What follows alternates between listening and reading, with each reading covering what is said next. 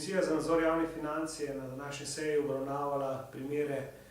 ekscesnih izplačil regresov za letni dopust v nekaterih državnih podjetjih oziroma podjetjih večinski državni lasti. Še posebej je bil izpostavljen primer Nove Ljubljanske banke, torej banke, ki je sanirana z davkoplačevalskim denarjem, katero smo dokapitalizirali v letošnjem letu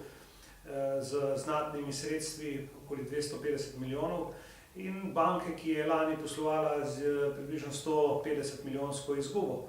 Torej v tem podjetju so si zaposleni izplačali oziroma so dobili pravico do izplačila regresa v višini skoraj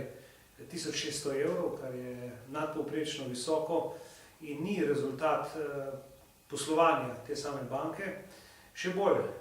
ekscesen primer pa je primer zavarovalnice Triglav, kjer si je uprava te zavarovalnice izplačala regrese v višini 40 tisoč evrov, pri čemer je predsednik uprave zavarovalnice Triglav prejel regres v višini 9500 evrov. Gre po ocenah komisije za zlorabo oziroma kršenje zakonodaje, ki omejuje plače in druge prejemke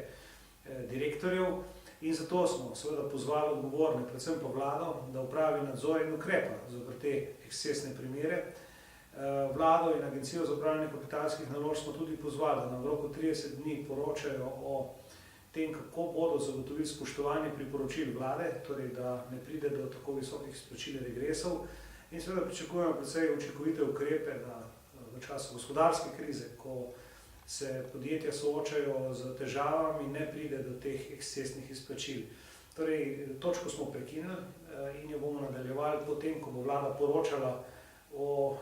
izvedbi oziroma izvršitvi naloženih ukrepov. Predvsem pa pričakujemo učinkovito ukrepanje v primerih uprav, direktorjev, torej, ki so zaobšli omejitve glede plač in si na tak način, torej z regresi in drugimi prejemki, izplačujejo nenormalno visoke honorarje, ki pa nimajo nobene veze z uspešnostjo poslovanja teh firm.